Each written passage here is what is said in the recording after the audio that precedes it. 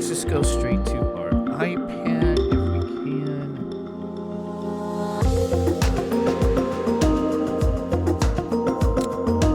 And here we go. I did not bring, so ladies and gentlemen, I did not bring my notes. So, I'm trying to remember Calculus 1. In Calculus 1, we should have done some numerical techniques to, I would say, integration. Anybody remember the left endpoint rule, the right endpoint rule, and the midpoint rule? Anybody remember those kind of things? They should be there. Anyway. All right, let me do this here.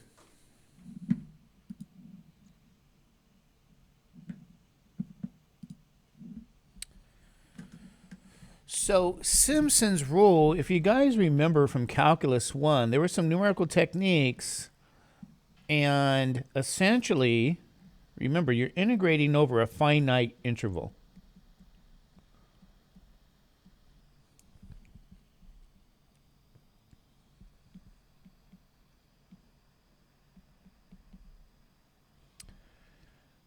Okay?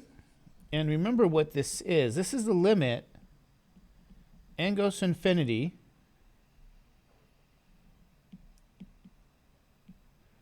We have the sum f of xi asterisk delta x.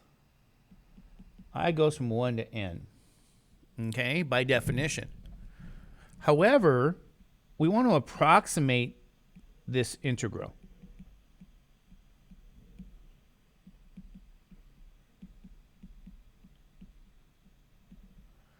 And in order to do that, really what happens is, if you guys recall, we're going to focus on this sum. I goes to 1 to n, f of xi asterisk dx. So our integral can be approximated. You still need a continuous function over your interval f. Okay, right in here. F needs to be continuous.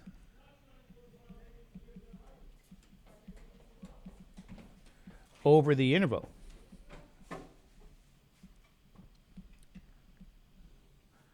So what I wrote here, so you guys know, I'm going to go back and share with you guys here in the browser here. If we go to the browser now and go, okay, here we are, browser. We're in the notes for Calculus 2. And if you guys remember this, I have some what's called numerical approximation to integration notes with some videos as well. So let's go back and put that in the chat if we can. So you go to your notes here. So some people may want to see that. Here it is. We got some people online here. But essentially, this is kind of what we're looking at on the iPad. Okay. So we're going to approximate our integral. It's kind of like analogous to approximating the area under the curve, if you guys recall. And I remember from Calculus 1, don't we have 3 rules? Anybody remember? The left endpoint, right endpoint, midpoint, and what else? That's it. Anybody recall? Because I didn't go back upstairs and bring down my notebook and blah, blah, blah, blah, blah. So anyway, let's go back and think about how this all began. What in the world is this here? And let's give you those key ideas here. Okay, you're going to want to partition this interval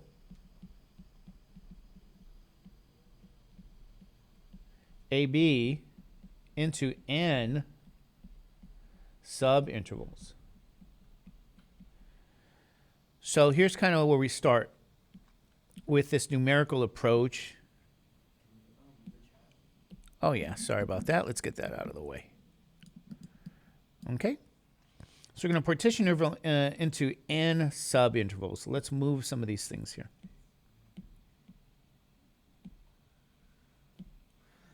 So I have to go back and double check that. I don't know why.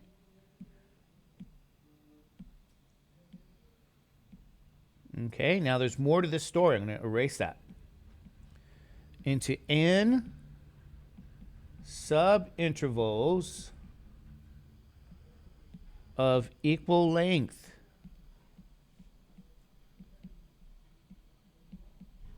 Called delta x. Okay, where delta x takes the length of the interval divided by n, and the length of the interval is really b minus a over n. So this is a key idea, right? That's my delta x. We partition the interval into n subintervals. And here's that delta x formula here. So if I go back and look at my own, I think I have it here. Oh no, I downloaded it here. Did I download it? Oh, okay. Maybe it's right here. So I'm looking back here, Statistics Online Transition here. This is a numerical approximation to integration. So let's bring that in.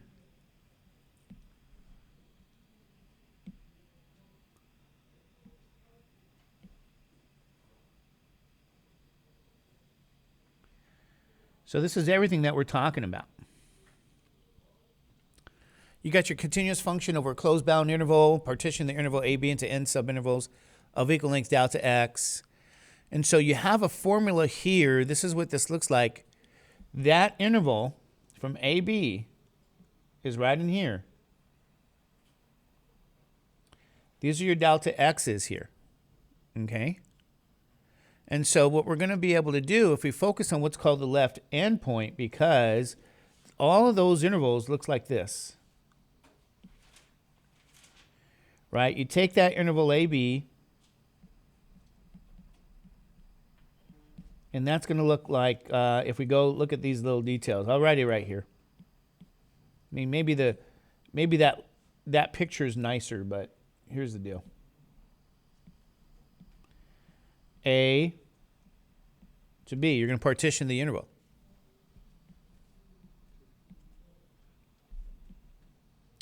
And we're going to call this x naught. This is x1. This is x2. All the way to xi minus 1 up to xi. And then this is going to be xn minus 1 xn. So you have all of these partitions here.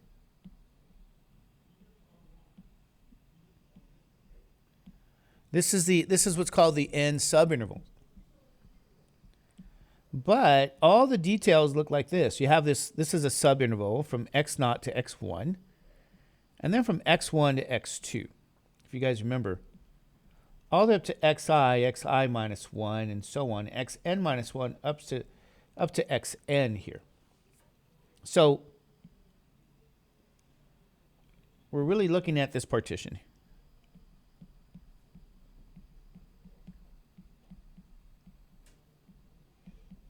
Okay, up to that xi minus 1 xi.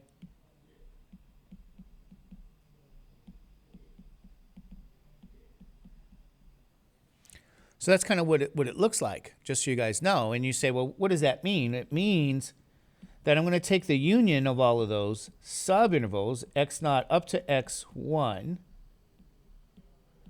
x1, x2, all of those subintervals, we're going to add them, and it's going to actually be the whole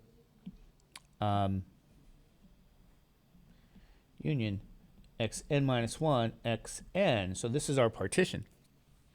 So when I take all of these smaller subintervals, and they all have an equal length, okay,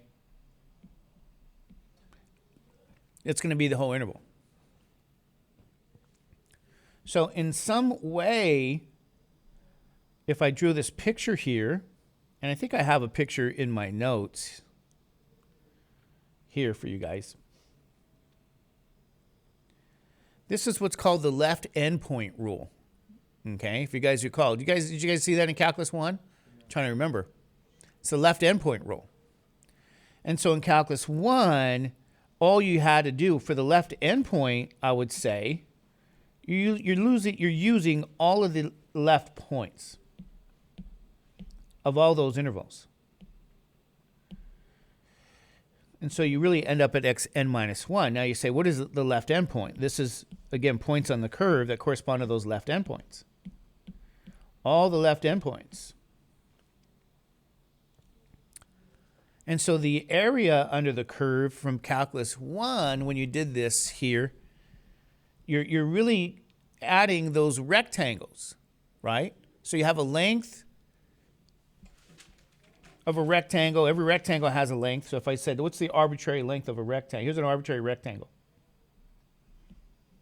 Delta x, that's the width.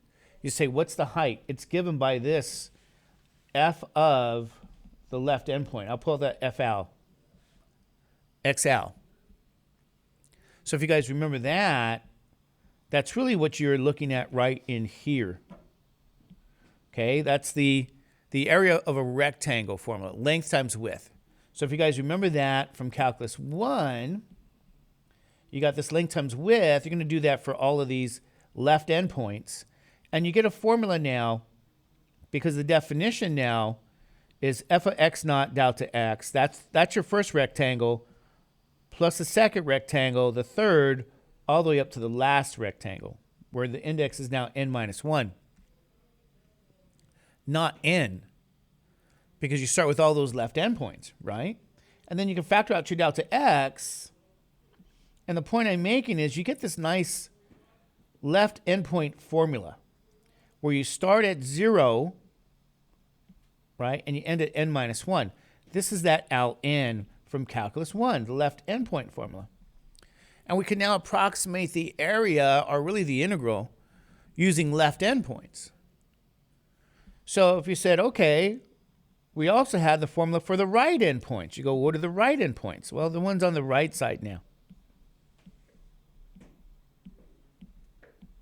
And so notice, if you're going to use the right endpoints, you have to start at x1. So you're starting at x1 because we're talking about the partitions here, if you guys remember that. So it's back. And now instead of the left endpoints, you're going to look at all the right endpoints. Okay? And that's going to give you your altitude or your height or your length of every rectangle now.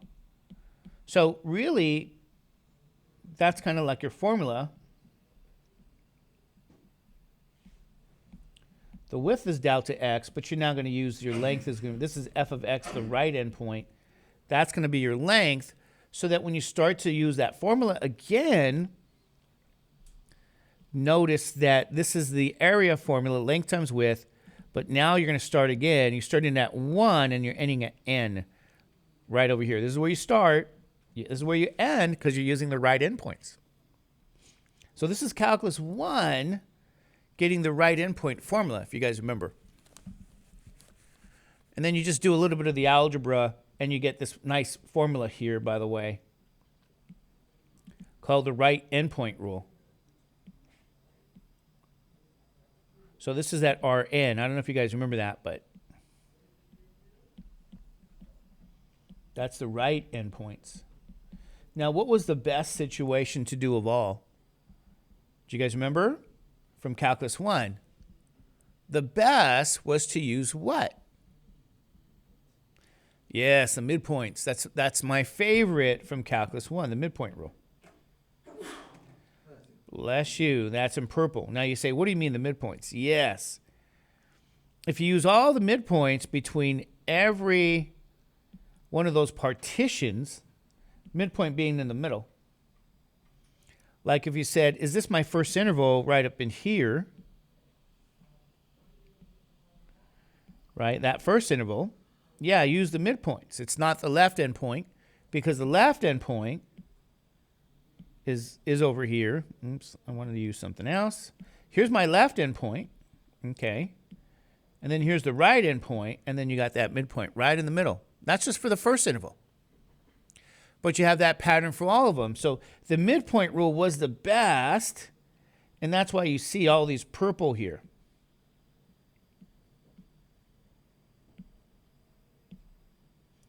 So the height is going to be f of that midpoint, if you guys remember.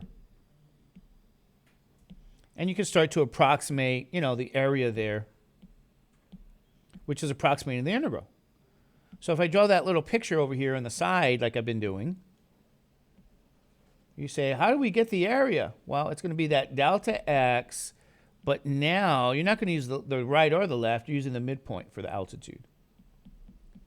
So that's f of xm. Sometimes I write it as x with that bar for midway or average between the two values there.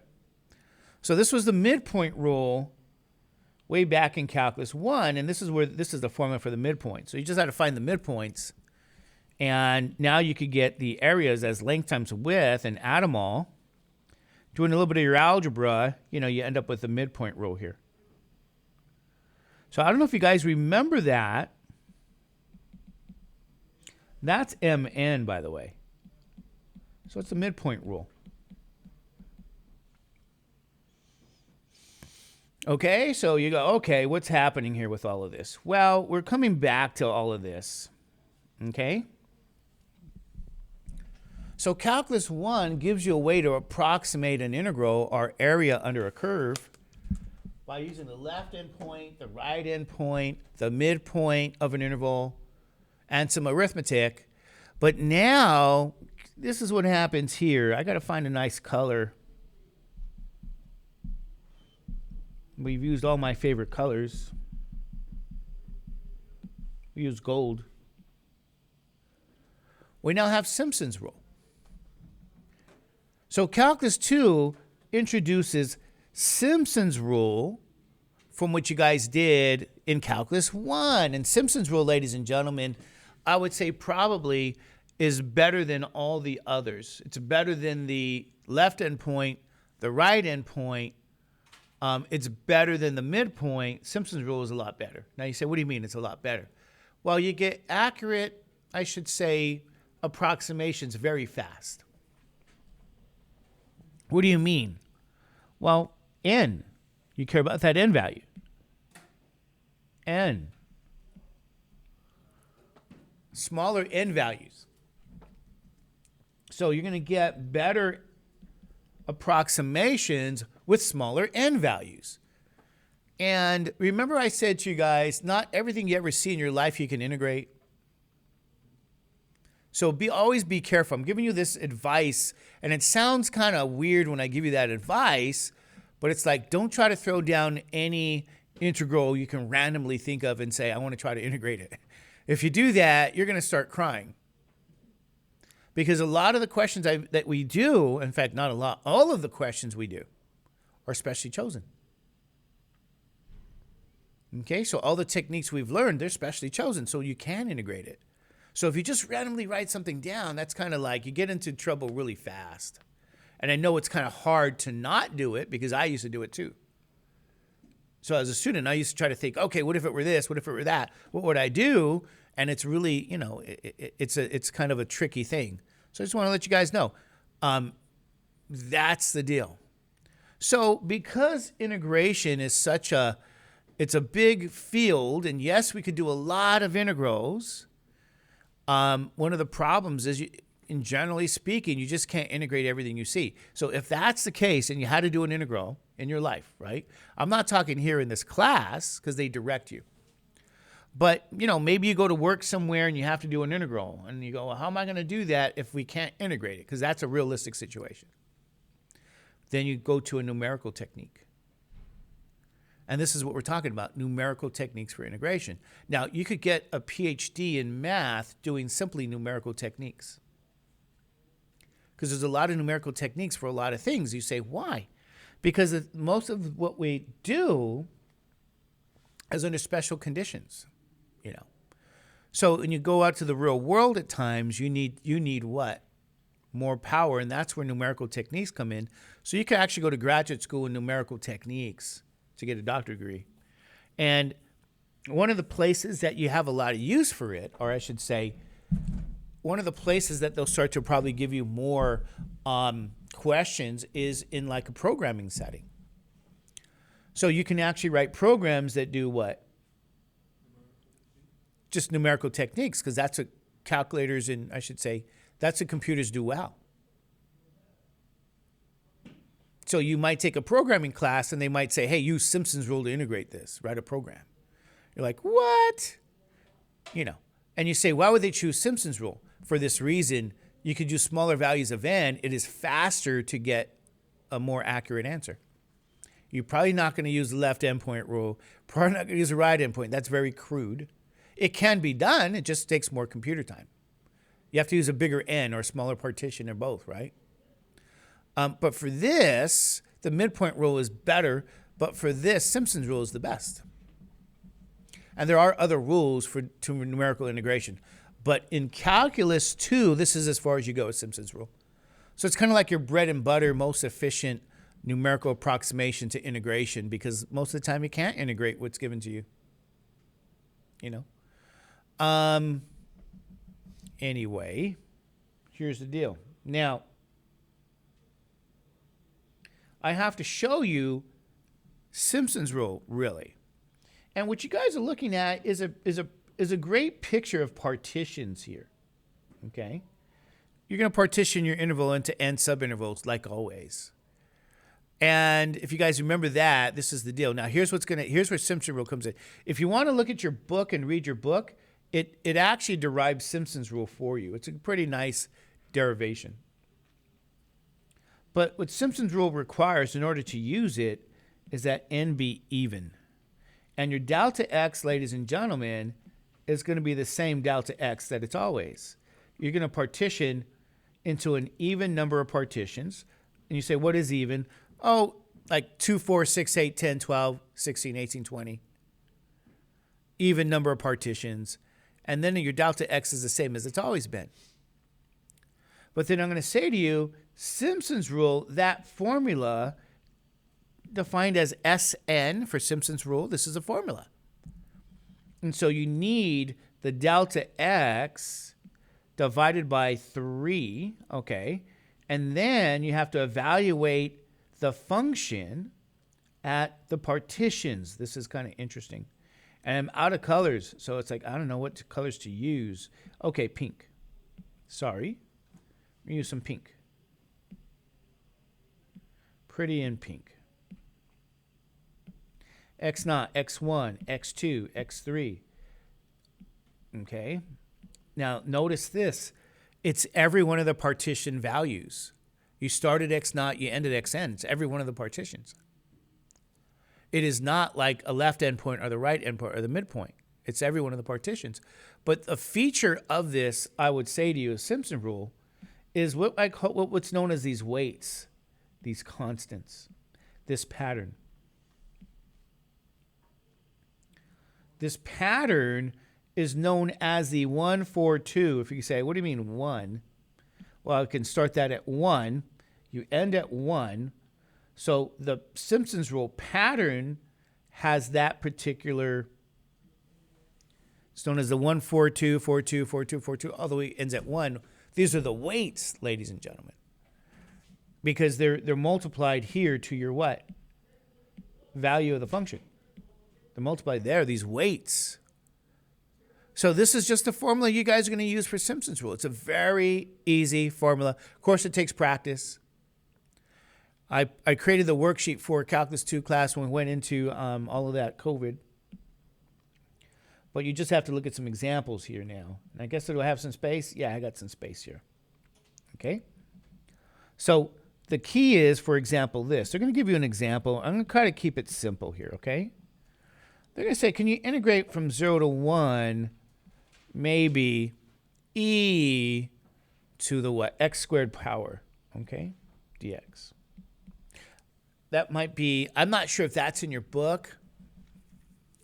It's a very, very popular function to integrate because you can't integrate this. Okay, e to the x squared, I believe you can't integrate that. There's no technique to integrate e to the x squared. So there's no, we say there's no technique. There's no algebraic technique that exists, no algebra. Where this is actually your function here. If you guys remember, this is your function f. Okay? But what they're going to say is to determine, you have to determine the following. It's a very simple thing to do. Determine S6. You say, why 6? Is 6 even?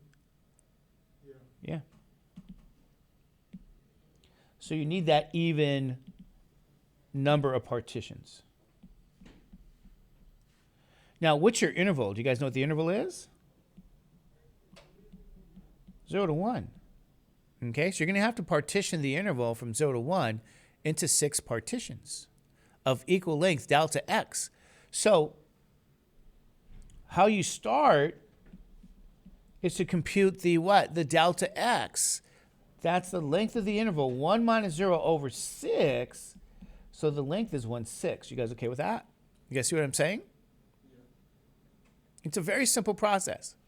It's probably easier than in calculus 1, meaning the left endpoint versus the right endpoint versus the midpoint. My favorite in calculus 1 is the midpoint because it's the most accurate.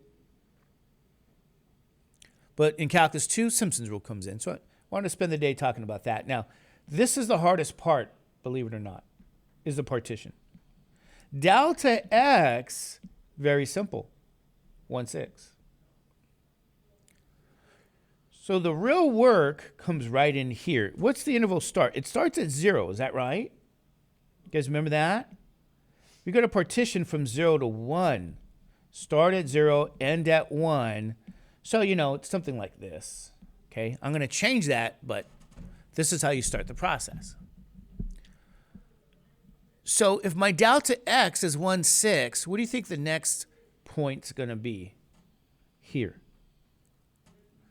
That's 1/6. Is that true? Because every length is 1/6 here. So I found from my experience, this is kind of where students need the work. What's the next partition? 1/3. Well, you'll say, isn't that 2/6, Mr. Judge? Yes, which is 1/3. And then the next one is what? 3/6, which is 1/2. Okay. And then 4/6, which is what? 2/3. And then 5/6, okay. And then 6/6, isn't that 1?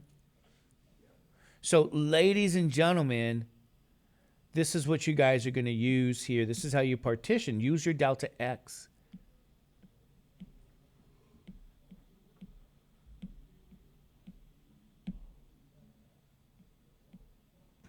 But it should be consistent.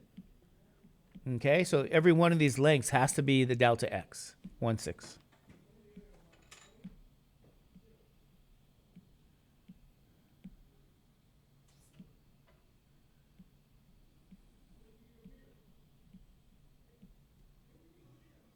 Okay, you guys okay with that? Now you might say, what did I just find? Well, you always start at what? X naught. And then this is x1, and then this is x what? 2. x3, x4, x5, and x6.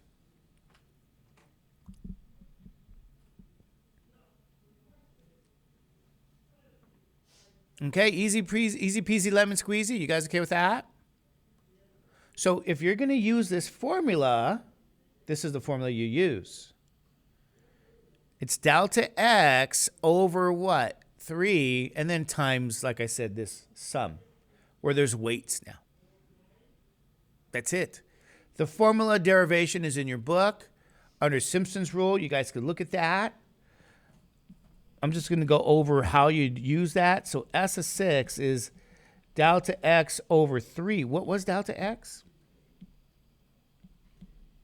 1 over 6 divided by 3, right? Now this is f of what? What's x naught? Isn't that 0? Is that true? You guys see what I'm saying in your formula right here? And then what's the weight? The after f of x naught, what comes next? 4. Good.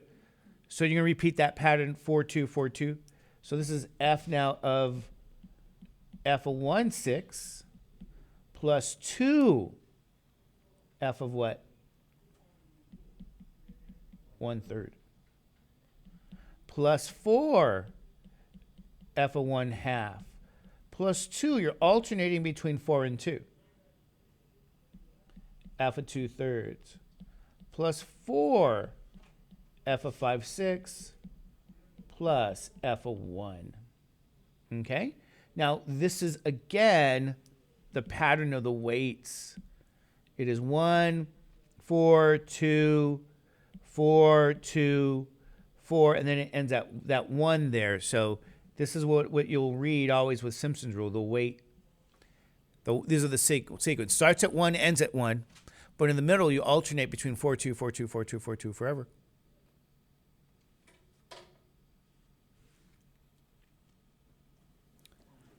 Yes? Does it, like you said, you put 6, right? If we put any even number, would we get the same exact answer? If you put any even number, you're going to get the same sequence. Start at 1, end at 1, and it start alternating at 4. So you 4, 2, 4, 2, and then it'll end the same way. But I think, like I said, this partition is where typically students need the help.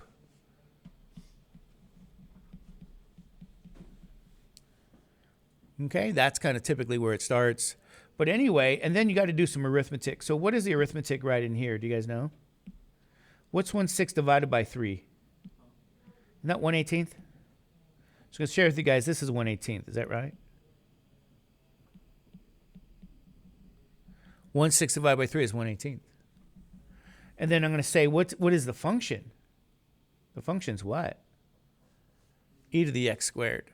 So you might say, what does that mean? Well, here's what this means. S6 will be 1/18 e to the 0 squared plus 4 e to the what?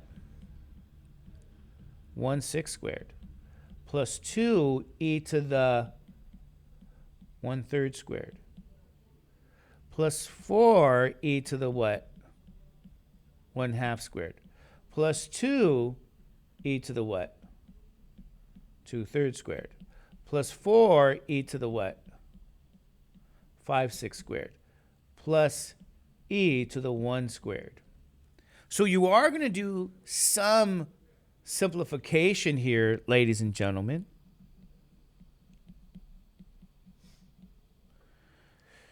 Isn't 0 squared, isn't that 0? And e to the 0 is 1. So you might say 1 plus what? 4 e to the 1/36. Is that right? Plus 2 e to the 1/9. Plus 4 e to the 1/4. Plus 2 e to the 4/9. Plus 4 e to the 25/36. Plus e to the 1, which is just e. Okay? You guys with me on that? I just did some simplification with some arithmetic with fractions, squaring them. And then using the value, like e to the 0 is 1, and then e to the 1 squared, which is e to the 1 is just itself. And so you say, well, what do I do now with this? You guys know what you do now? Well, two things. You use your what? Calculator. So now I would say use your calculator. It's a numerical technique. And you say, what would that be in real life? In real life, you probably write a program to do it. Depends on the need of the integral, right?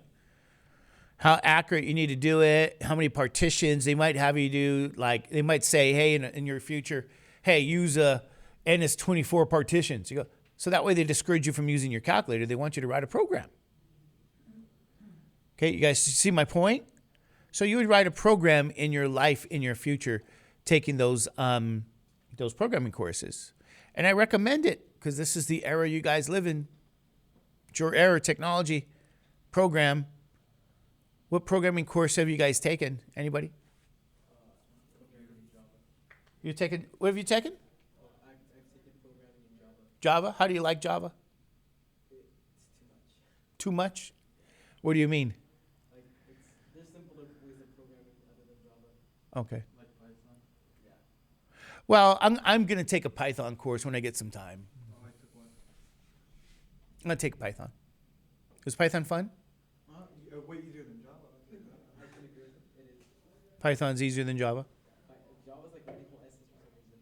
It's what? It's like writing an essay or writing. Yeah, programming is not, I mean, as you guys know, programming is very much like math in some sense. Like you might say, oh, Mr. Judge, what are you talking? I mean, what I'm really teaching you guys here, what we do, isn't really math. You go, really? It's calculus.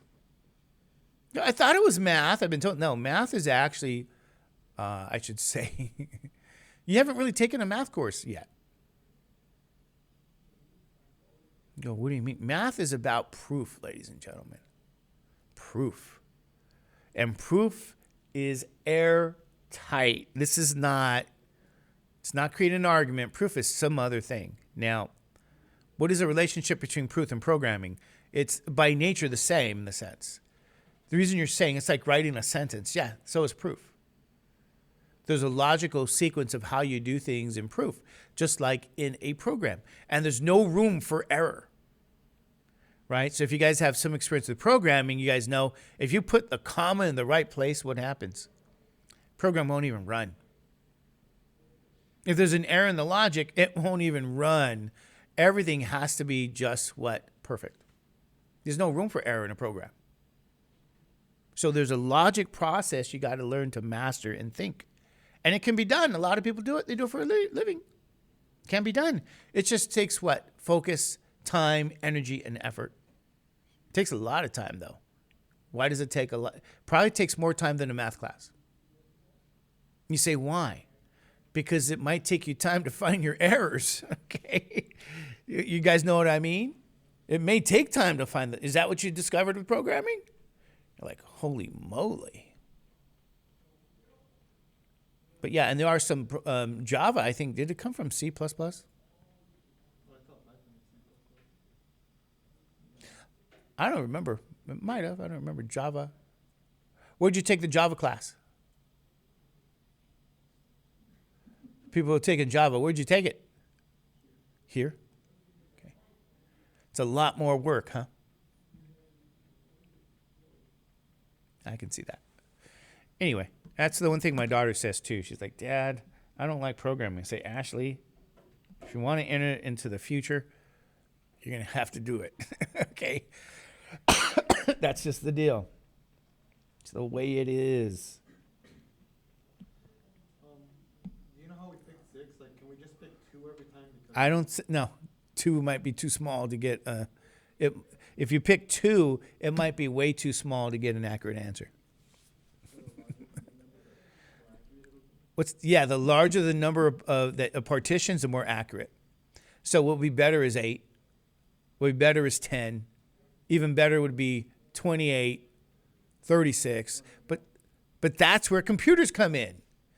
Mr. Judge will ask you like N is 6. You go, why? Because if you had to do this in a test, we don't have 2.5 hours to do a test. You guys know what I mean? I wish we did. So you got to use like 6. You know, or you say, okay, even if it's a take home, I don't think, I don't know how to put this. Even if it was a take home, yeah, I might say 8 or 12. I don't know. That's kind of like still what?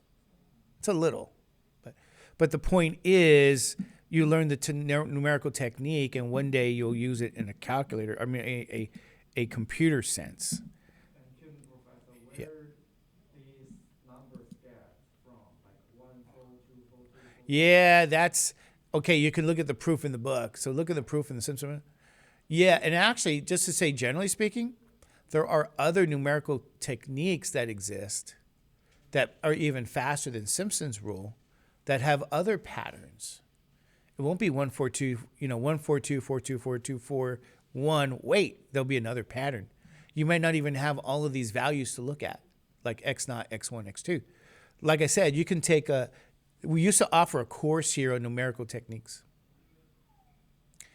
And we don't really teach it so much because it doesn't transfer to anything. Like that's a higher division course. They show over here for the transfer rate, but they don't have a course here. Well, yeah, we do have one, but it doesn't, like if you took it, we have a few math courses. Like if you took, it doesn't take any other course off the list when you transfer. Like it's not going to knock out a numerical, I mean, I shouldn't tell you guys all the drama about it, but there are some math professors here. Oh, should I really say this? They shouldn't be here.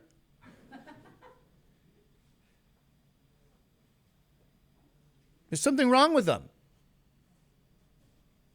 So they created some of these courses so that they get to teach it, so that they didn't teach remedial courses. And I remember when they did it, because I remember some UC professors were angry. They go, why are you making a numerical course? Why are you making this course? Why are you doing that? It doesn't transfer to anything. So I had to explain them to these professors about it. Put me in a bad spot. It doesn't really transfer. I mean, I didn't say it doesn't really. It doesn't transfer. So if you took our numerical technique, you're taking it for the knowledge, not for the fact that it transfers. And that could be some value. I wrote a course, Number Theory, but I wrote it again for students who took the Amatic, because there's a lot of number theory in the Amatic contest. So I taught it once. There was only like 4 students, but I'm never going to teach it again, because the real number theory course is really a 400 level number theory course. So the ones we give you are not 400 level. So it won't knock out a 400 level number theory is what I'm saying. Like the numerical won't knock out the 400 level numerical. It's a whole, because these guys just shouldn't be here. And they shouldn't be here if they don't want to teach the courses. And the truth is, any CSU or UC would never hire them. But they didn't want to teach them? Huh? Because they didn't want to teach them obviously. No, the UCs and CSUs won't hire them because they don't have the credentials.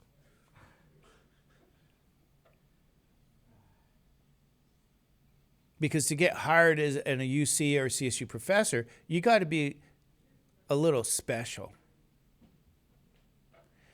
Not all PhDs are created equal. You think all you need is a PhD. They say PhD minimum qual. There's more to it. Where'd you get the PhD?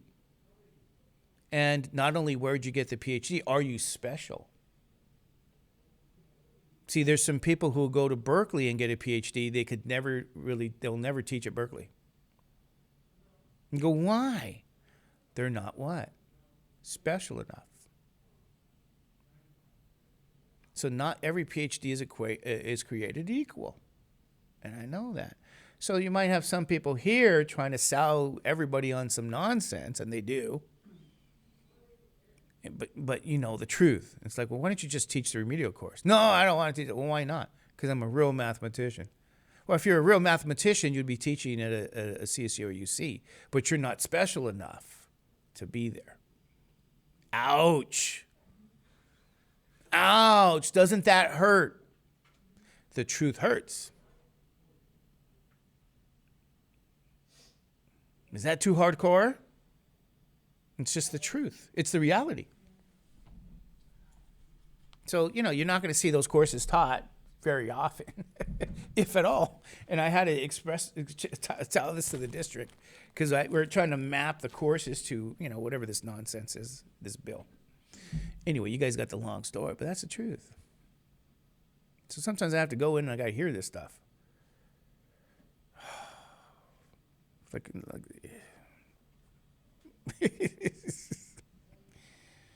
Yeah, really? Oh, isn't that sad?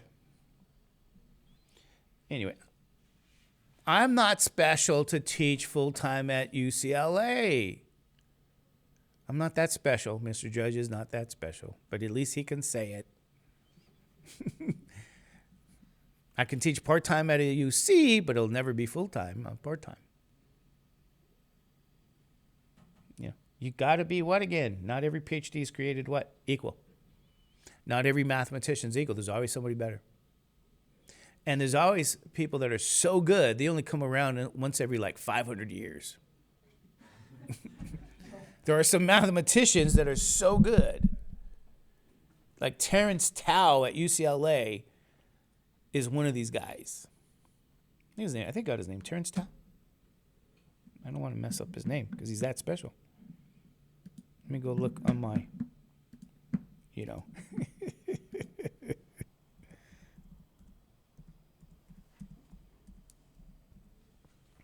Yes, there we go. I did get him. No way, he's on YouTube. Yeah, he is. He is special, ladies and gentlemen. He did the world record for 100 integrals.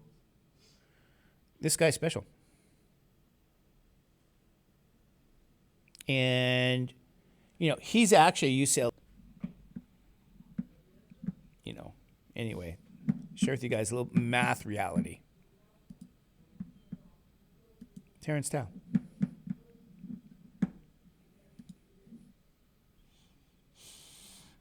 So yeah, he's one of these guys that comes around once every 500 years. Amazing. He's from Australia. He's amazing mathematician. But if you're lucky enough to take a class with him, and at UCLA, he's probably only going to teach one class. Because he gets paid to do research. He gets paid to think. So the rest of his time, he's doing his own research and presenting. And his full-time job, that's what his full-time job is, doing research, presenting his research. Teaching is like, okay, you get to go teach a class, one class only. Just spend all your time thinking, doing research.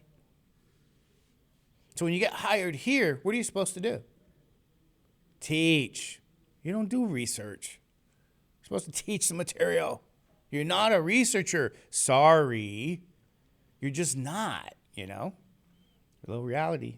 Anyway, I'm a little off topic, but just to give you guys just good information about it.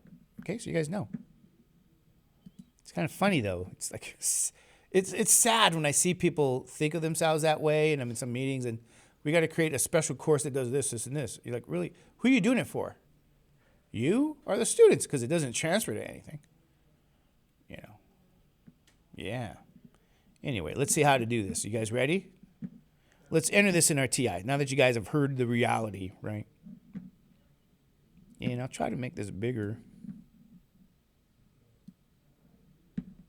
But there are mathematicians that are so special, so good that, wow.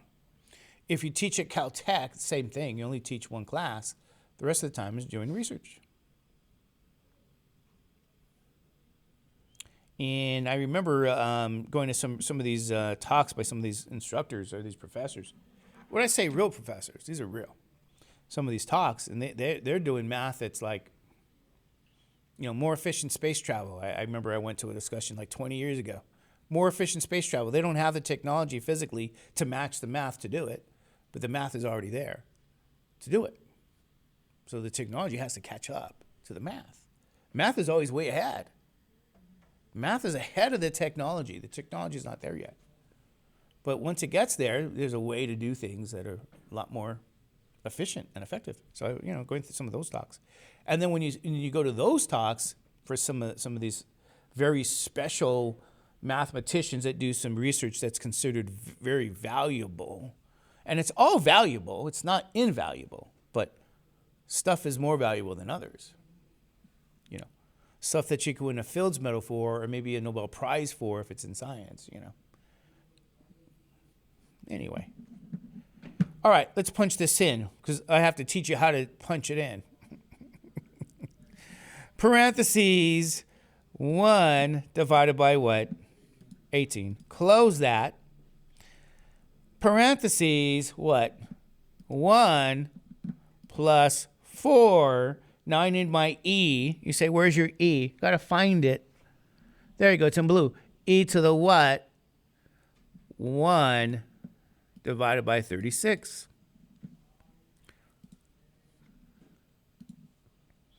Plus 2. E to the what? 1 divided by 9. Plus 4. Second, what? E. E to the what? What comes next? 1/4. Did I put 4? Yeah. So 1/4 now. Come out of there. Plus what? 2. Second. E. 2e to the what? 4/9. Plus 4e. 4e to the what? 25/36. You guys okay with that? Come out of there. And what do you end up? That's going to be plus e, right? And then you might say, what do I do to get plus e? Put e to the 1. Oh, what happened? Did I get to the end? Okay, what did I do? Second e. Put e to the 1, okay? Because that's just e. Come out of that position, close your parentheses, and then, ladies and gentlemen, hit enter. And what do you get? Go out to the nearest what? Let's go out to the nearest thousands here. Okay? 1.46 what? Can't see. Can you guys see that? If I go to the thousands, 1.463. So it's 1.463.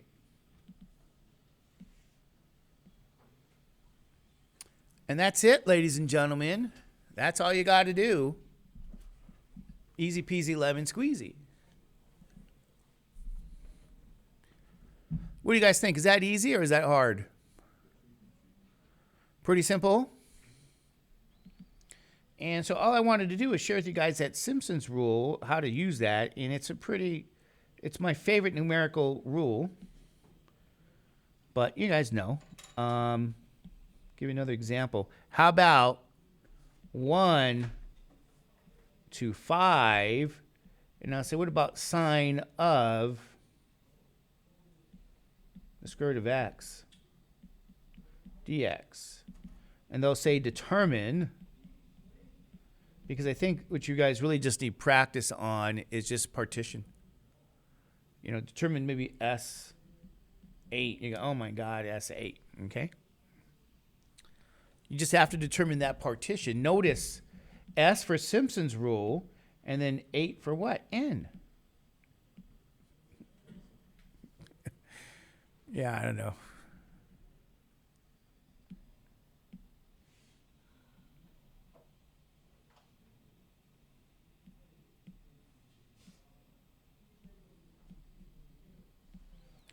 Five minus 1 over what? 8. What is this? 4/8. Yes, I'm going to say this is 1/2. Write it as a decimal. If you can write it as a decimal, that's probably the best. Because you can enter that in the calculator as a decimal, right? You guys see what I'm saying? So here's your partition now, right? So this is delta x. You start with that delta x. And from my experience, you start at what number? 1. Then you go to 1.5, because isn't that delta x? This distance is always what? Delta x. What's the next partition? And then, okay, and then, and then, and then, and then, and then I'm going to be a 5, right?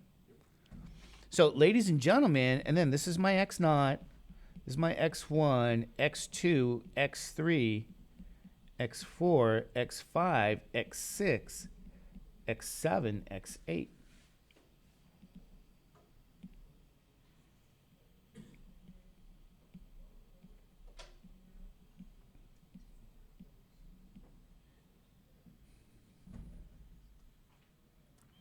Okay, you guys see what I'm saying? This is that formula. And then you say, I got to do S what? 8? This is delta x over 3. Okay? So what I'm going to do here is this. I'm going to go back to the fraction. And what's 1/2 divided by 3? Do you guys know what that is? 1/6. It's 1/6. Yes. It's 1/6. Okay?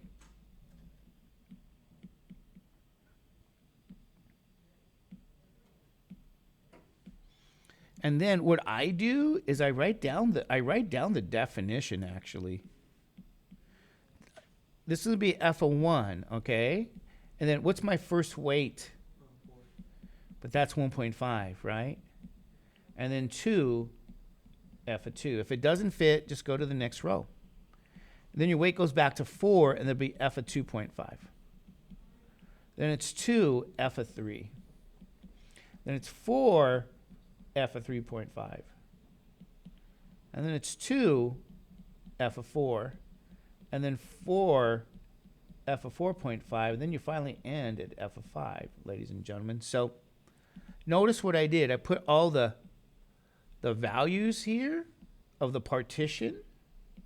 And that's kind of nice and easy because it's not like left endpoint or midpoint or right endpoint. It's the actual partitions. But remember, the weights start with 1, and then you go to 4, and then 2, and then 4, and then 2, and then 4, and then 2. Then it ends at, then 4, sorry. Then it ends back at 1. So say, is there a 1 there? Yeah, and there's a 1 here. So this is kind of what I always do, ladies and gentlemen. But you always got to go back to what? You see, if this was a computer program, you would write it that way. And then you define what f is. So a program is written exactly this way. But then what's your function? Isn't that going to be what? Sine of what? Yeah. So this is why I say programs are very what? Good at doing these numerical techniques. And then what's in your calculator is these numerical techniques. So anyway.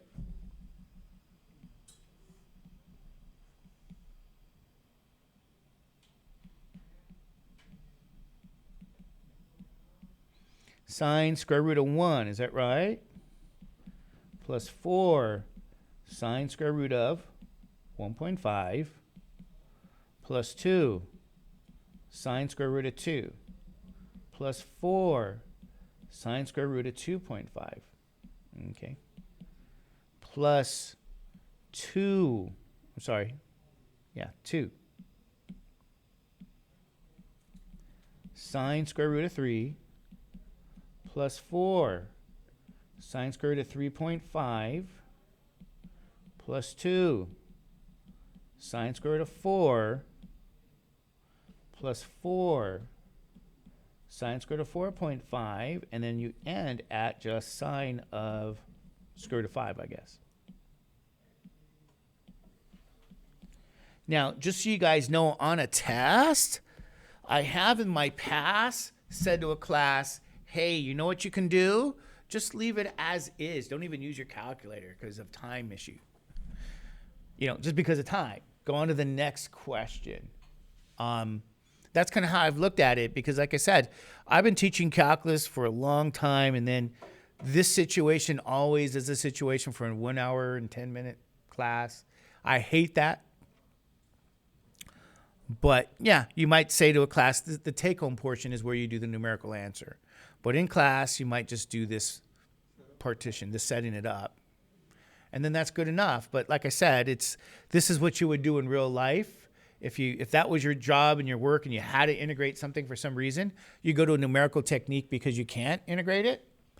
And there's a lot of computer programming languages that can do it, probably every computer programming language. But it depends on the language that you specialize in, I guess. You're saying Python would be easier to do something like this? Anybody else? You've taken Python? No, but Python? Anybody here taking Python? me, but like that was before you ran. I'm gonna take a Python course. Then I was thinking about it and I got, do I really need to do that? I don't know. Maybe. Is it like for a video game? No, Python's really like for it's really a data science language. Data science is big right now in math, and it's used in like statistics. So I thought of taking it myself, just so I have knowledge of it. Not to teach it, but to have knowledge. But these are kind of the questions that you guys can definitely see in a programming course. Is, hey, use Simpson's rule, n is 8, to write a program to approximate the area or to approximate an integral. That's why we want to always give you guys some of those numerical techniques. Like in Calculus 1, you had other numerical techniques. That's why you do it. Because when you go to those classes and they ask you to do it, You want to know, oh yeah, I have seen this. So your work is really learning the programming language. You're always going to have to go back and review, look at your notes, look at the work you did. That's normal. You might have to read again to do it. That's normal. But, you know, this is kind of, like I said, this is, at least for a class that's meeting for like an hour, you know, this is as far as I've gone for some of these here for you guys. To at least, you know, write it out that way, and then I grade it that way, and I go, okay, yeah, the person has all the important points I'm looking for. Like, for example, maybe I would grade it like this, you know, and you're looking for the pattern of the 14242. You know, maybe they have points for all the partitions, and then points for the weights, and then points for a final answer type of thing, you know. So you want to kind of grade it that way, and that's what I've done. But like I said, where's the real work? Right here in the partition. That's always where students have to see how to go about finding those partitions. Left endpoint, right endpoint, you know, not in a Calculus 2, only in a Calculus 1. Calculus 1, just give them the Simpsons rule, and that's it.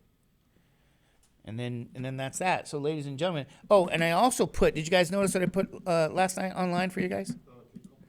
Yeah, I did the take-home portion. Let me explain a little bit of that. There you go, Terrence Dow.